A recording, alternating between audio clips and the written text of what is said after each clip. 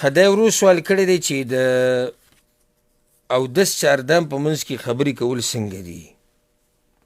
یعنې یو سړی چاردام کوي او د چاردام په دوران کې خبرې کوي، نو دې باره کې شریعت څه وایي؟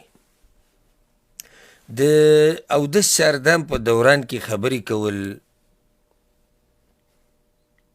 دا جایز دي، په دې کې څه حرج نشته،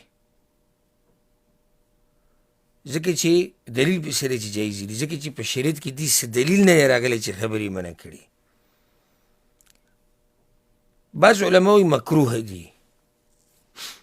د دې مکروه د کوم علماو چې ورته مکروه ویلي د هغوی مطلب دا نه دی د کراهت چې وایي دا حرام دي، هغوی ورته مکروه په دې وایي علما وایي محموله علی ترک الاولی.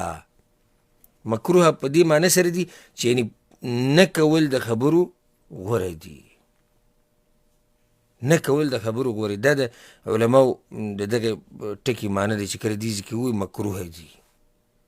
مکروه نه مراد هغه مکروه نه دي چې وایي دا ناروا دي او حرام دي، نه، مکروه معنی دا دی چې دا خبرې نه کول غوره دي. ولې خبرې نه کول غوره دي؟ وجه د هغې دا ده چې کله یو سړی اوس لګیا دی مخ اینځي، لاس اینځي اودس کې، په سر باندې مسحه کوي، خپې اینځي، نو په زړه کې د ده دا یي او نیت هم دی چې دا زه د الله بندګي کومه، دا زه څه کومه؟